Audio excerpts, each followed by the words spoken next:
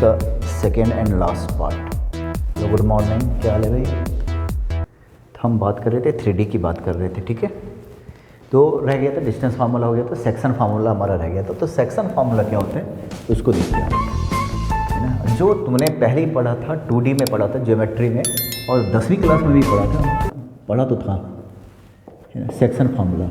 बस यहाँ पे क्या होता है, जैसे मान लो 1 2 3 है और यहाँ पे क्या है 3 4 5 है, मान लो, है ना। तो एक पॉइंट है P, किस रेशियो में डिवाइड करेगा। ये दोनों पॉइंट को ज्वाइन किया, एक लाइन बन गया, इस लाइन पे एक पॉइंट है P, ये किस रेशियो में डिवाइड करेगा, समझ लो। या ऐसा कुछ भी मान लो कि ये पॉइंट है 3:2 रेशियो में डिवाइड कर रहा है, तो P क्या होगा। तो सेक्शन फार्मूला सिंपल सा था, है ना। इसके पॉइंट को x y z मान लेता हूँ। x इक्वल टू क्या होगा, जानते तो हो 3 × 3, ये वाला याद है। मैं फार्मूला ही बता देता हूँ, x1 y1 z1 comma comma comma x2 y2 z2, और ये x इक्वल टू क्या हो जाएगा, x1 को मल्टीप्लाई करो इससे, इसको m/n फार्मूला ही बना देता हूँ, m/n।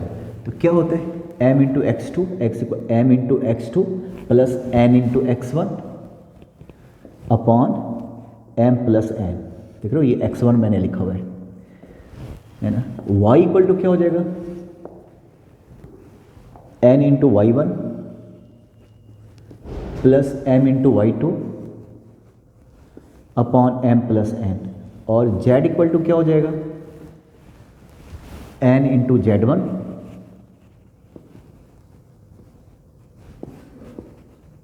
ये होता सेक्शन फार्मूला, ऐसा होता, है ना। पहले वाले में भी यही था 2D में। अब इसमें क्वेश्चंस किस टाइप के आते हैं भाई, जरा देखो। मान लो कि कुछ इस टाइप का क्वेश्चन आ गया, ये देखिए, एक पॉइंट है A और B, मान लो ये 1 2 3 ले लेता हूँ, और ये 3 4 5 है, और एक और पॉइंट ले लेता हूँ, कुछ भी तीसरा भी पॉइंट ले लेता हूँ, -1 -2 -3, ऐसा कुछ भी। तो प्रूव करना है कि ये कॉलिनियर है। एक तीसरा पॉइंट ले लिया C, है ना, कहाँ है मुझे नहीं पता, पर प्रूव करना है कि ये कॉलिनियर है।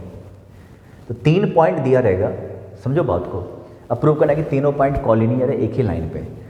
तो एक लाइन ले लो, तीनों पॉइंट कहीं भी लिख दो, बस एक लाइन पे लिख दो। हम ये मान के चल रहे हैं कि कॉलिनियर है, अगर है तो। अब रेशियो मान लिया k:1 m/n, या यूं कह लो m, ठीक है, इसको मैंने k मान लिया, तो k:1 रेशियो मान लिया। अब यहां से k निकालना है, -1 को यूज करो, -1 k × 3 3k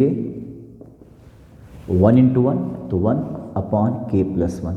तो यहां से k का वैल्यू निकाल दो, तो -k -1 equal to 3k plus 1, इधर चले आओ, -4k इक्वल टू कितना हो गया 2, तो k इक्वल टू -½ हो गया।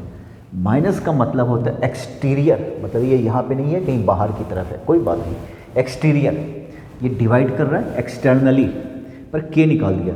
यहाँ से k निकालो, -2 y एक्सिस है, k को 4 से मल्टीप्लाई करोगे 4k प्लस 1 को मल्टीप्लाई करोगे 2 से upon k plus 1, cross multiply करो तो कितना हो गया, -2k -2 equal to 4k plus 2, इधर लेकर आओ, कितना हो जाएगा बताओगे, -6k इक्वल टू 4, तो k इक्वल टू क्या हो गया 2/3।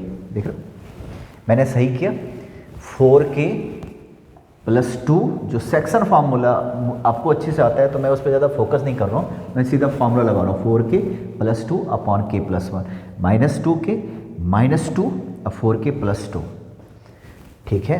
तो ये हो गया। अब ये दोनों के एक जैसा आ रहा, क्या नहीं आ रहा ना, इसका मतलब कॉलिनियर नहीं है। अगर यहाँ भी मान लो ये -½ होता, तो फिर इसके लिए भी -½ होता, फिर ये वाला भी रख के देखते कि -½ आ रहा कि नहीं आ रहा। तीनों से k का वैल्यू सेम आना चाहिए, तब हम कहते हैं कि हाँ भाई कॉलिनियर है, अदरवाइज नहीं है। तो कॉलिनियर अगर प्रूव करना है तो ये बेस्ट तरीका है, डिस्टेंस फार्मूला से बढ़िया तरीका यही है कॉलिनियर प्रूव करने का। इसके बदले देखो, एक क्वेश्चन है, मान लो in what ratio in what ratio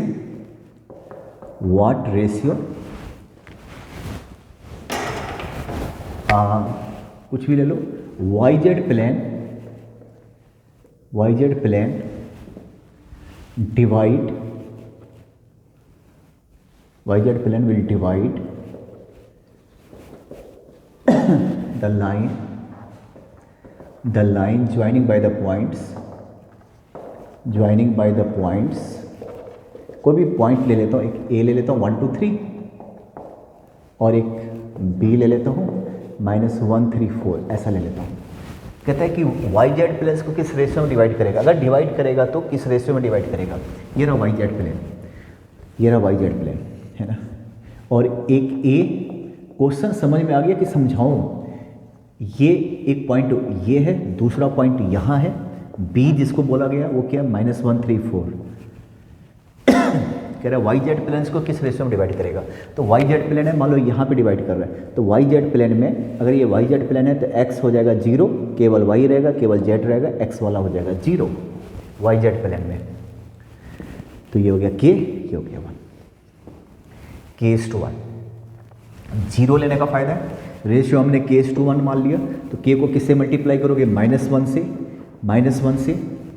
k को -1 से, 1 को किससे मल्टीप्लाई करोगे, 1 से, अपॉन k+1, बस निकाल दो, हो गया, रेशियो पता चल गया, समझ रहे हो, ये हो गया YZ प्लेन। अगर ये XZ प्लेन बोलता है, x और z, तो ये YG 0 होता, अगर XY प्लेन होता तो z को 0 कर देते हैं, फिर हम z के लिए ये वाला ले लेते हैं। आई होप आपको समझ में आ गया होगा, ठीक है। अच्छा, अब जरा देखो, मीडियन हम कैसे निकालते थे, फिर से वैसे ही निकालेंगे जो आपने 2D में पढ़ा हुआ था। मीडियन, ये x1 y1 z1, ये x2 y2 z2 और ये x3 y3 z3, और इंक खत्म हो रहा है, तो ये हो गया। इसका मीडियन यहाँ पे होता है, आपको पता है ये मीडियन AD है भाई। सेंट्रॉइड्स जहाँ पे सारे मीडियन टक्कर मारते हैं उसको सेंट्रॉइड्स बोलते हैं। इसका पॉइंट फाइंड आउट करना है, फिलहाल इसको XYZ मान लेता हूँ, ये फाइंड आउट करना है। कैसे फाइंड आउट करोगे, तो ये मीडियन है, दैट मीन्स कि ये मीड पॉइंट है, तो मीड पॉइंट का क्या हो जाएगा, सेक्शन फार्मूला से x2 + x3/2 और ये y2 + y3/2, ये हो जाएगा, याद है मीड पॉइंट। और साथ में z भी है तो एक z भी ले लो, z1 z2 + z3/2, ये हो गया मीड पॉइंट। ऐसे तो निकालते हो। अब ये रेशियो क्या हो गया, 2:1। तो जो सेंट्रॉइड्स है मीडियन को 2:1 में डिवाइड करते हैं, तो x बराबर क्या होगा, 2 को किससे मल्टीप्लाई करोगे, इससे, तो ये क्या हो जाएगा, x2 + x3/2 और 1 को किससे मल्टीप्लाई करोगे, 1 को x1 से मल्टीप्लाई करोगे अपॉन 2 + 1, तो यहाँ से x = क्या हो गया, ये 2 और 2 cancel, x1 + x2 + x3/3, y क्या हो जाएगा, y1 + y2 + y3/3, z क्या हो जाएगा, z1 + z2 + z3/3। कभी कभी आपसे क्या किसी ट्रायंगल का जो सेंट्रॉइड्स है वो ओरिजिन पे है, ये 2 गायब होगा, तीसरा पूछेगा, ऐसा कुछ भी हो सकता है। तो आप समझ गए ना, यही वाला फॉर्मूला लगाना है, ठीक है, यही वाला फॉर्मूला।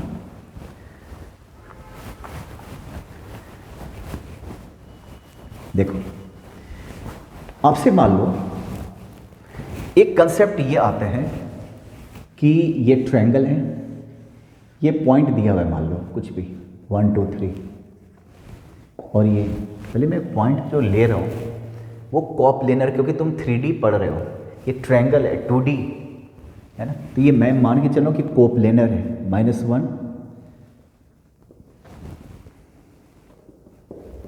ये मैं मान के चल रहा हूँ कि कोप्लेनर है, मुझे नहीं पता फिलहाल, ऐसे पॉइंट लिया, और यहाँ पे एक एंगुलर बाइसेक्टर है, ये एंगुलर मतलब ये थीटा तो ये थीटा, इसको D कहता हूँ, ठीक है। आपको ये पॉइंट फाइंड आउट करना है कि D क्या होगा। इसको A मान लेता हूँ, इसको B मान लेता हूँ, इसको C मान लेता हूँ, D फाइंड आउट करना है। तो आपको पता है अगर ये एंगुलर बाइसेक्टर अगर है तो आपने क्या पढ़ा था कि ये जो BD अपॉन DC का रेशियो क्या होगा, बी ए अपॉन ए सी और ये बी ए और ए सी कैसे निकालोगे, सेक्शन फार्मूला से, सॉरी डिस्टेंस बी ए, डिस्टेंस फार्मूला से निकालोगे। बी ए 1 में से है ना, ये 2 का स्क्वायर हो गया, 2 में से ये 4 का स्क्वायर हो गया तो 16 हो गया, 3 माइनस माइनस प्लस तो ये हो गया 36।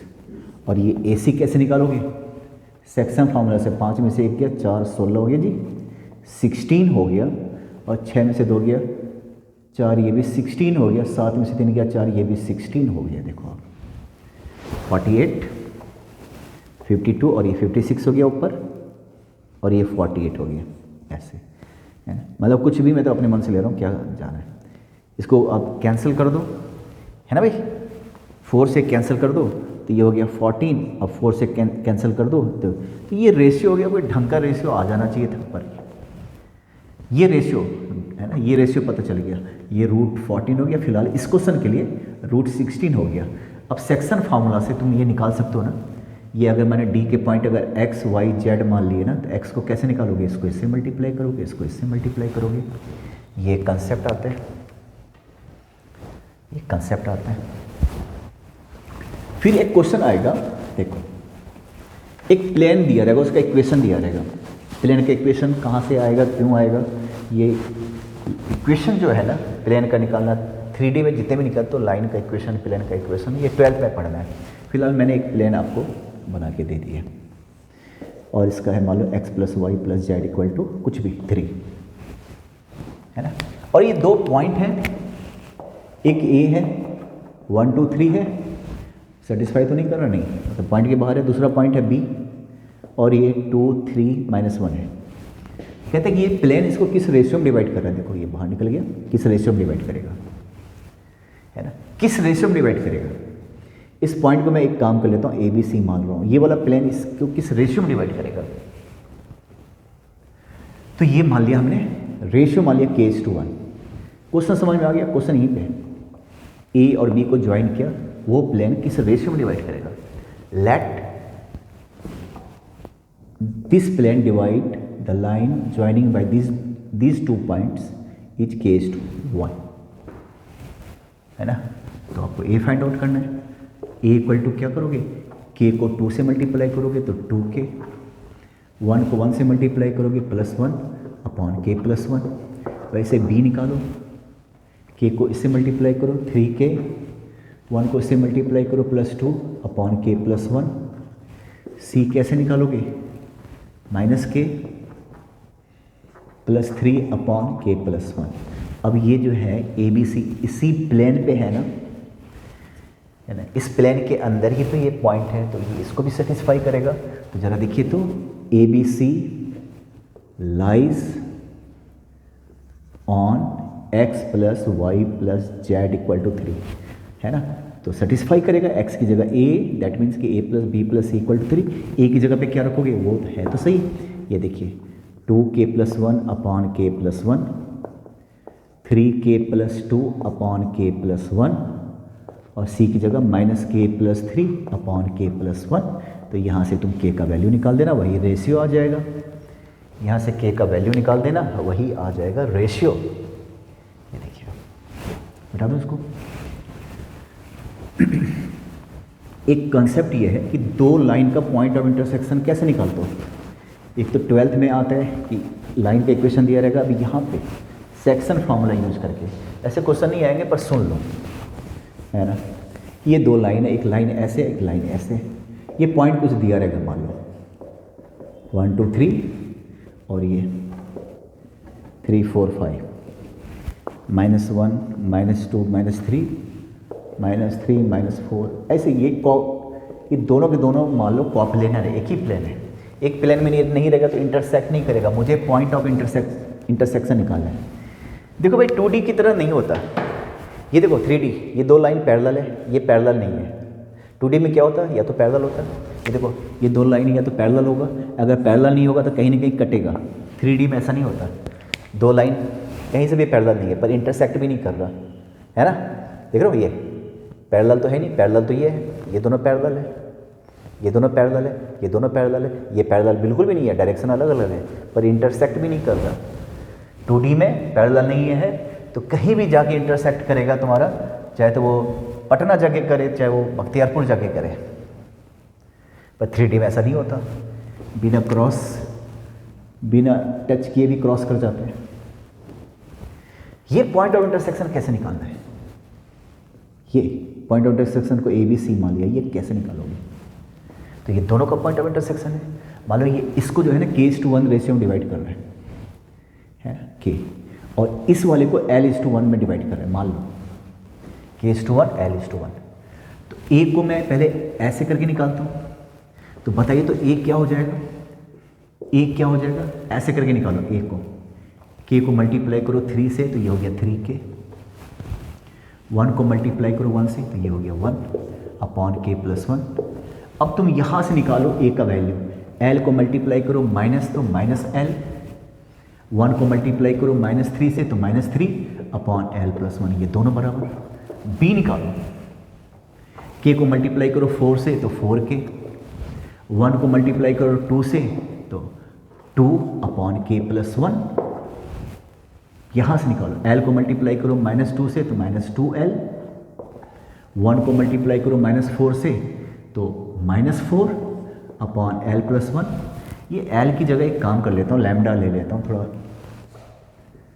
है ना, L अजीब सा लग रहा है, वो 2 की तरह दिख रहा है कभी कभी, तो लैम्डा ले लिया। चलो अब ठीक है, C निकालो यहाँ से, C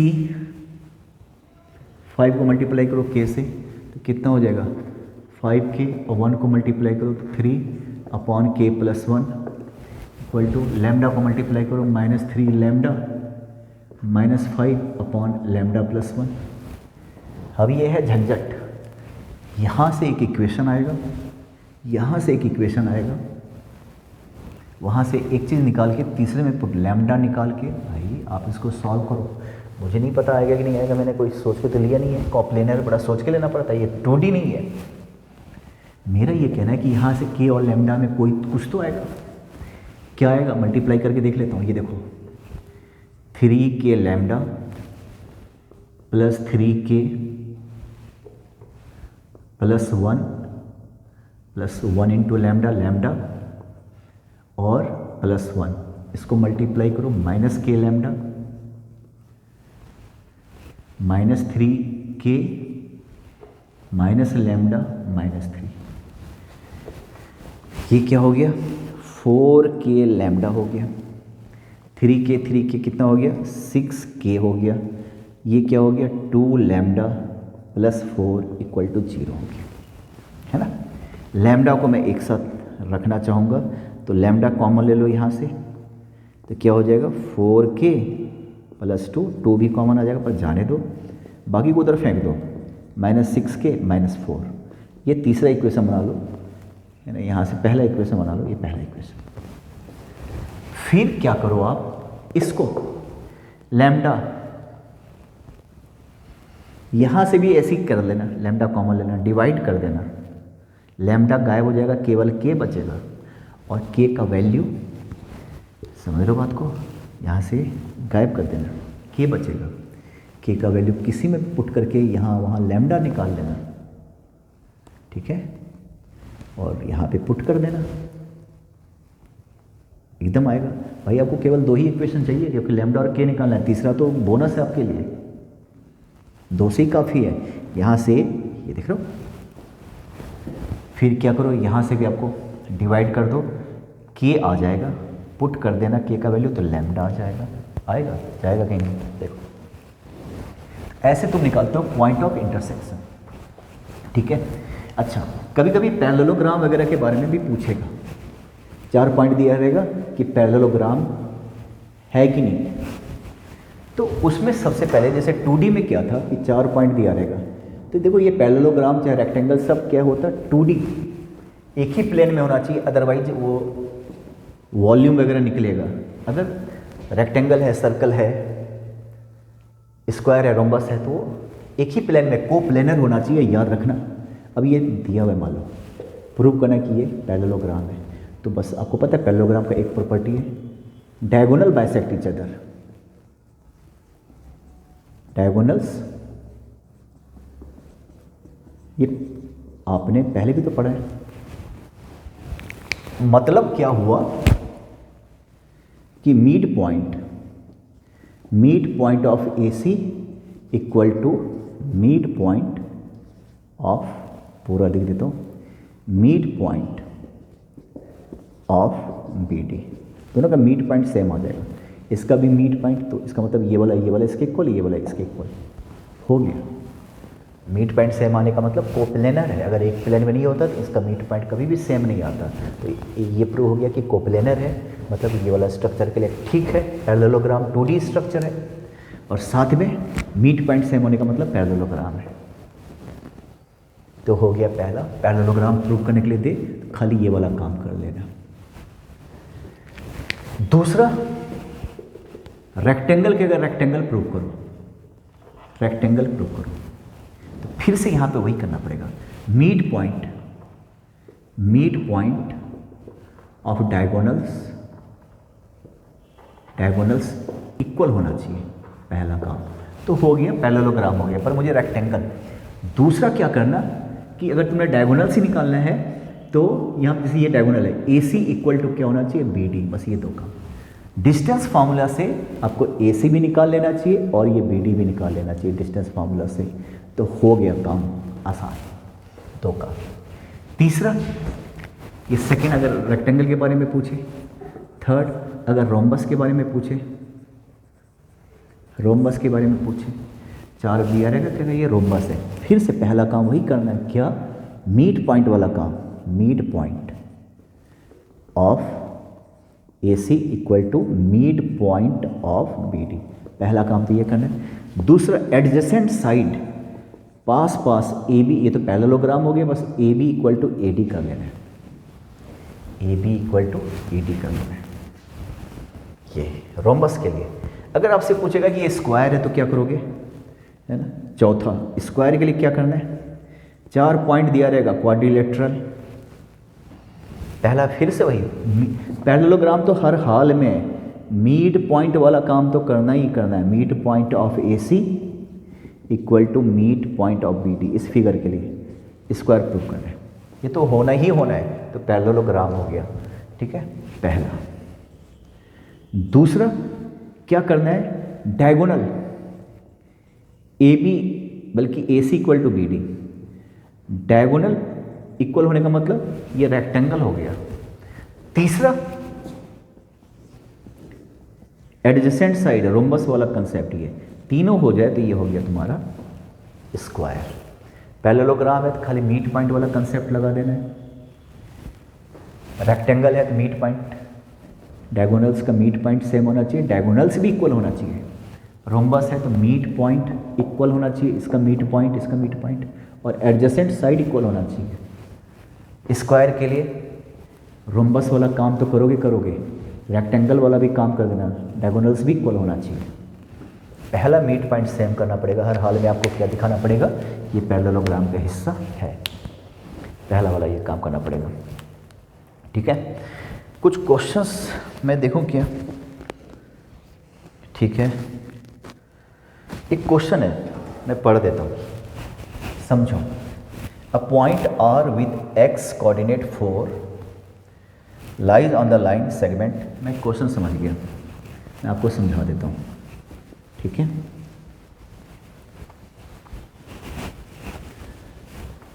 थोड़ा सा ब्रेक लूँगा भाई, 2-3 दिन का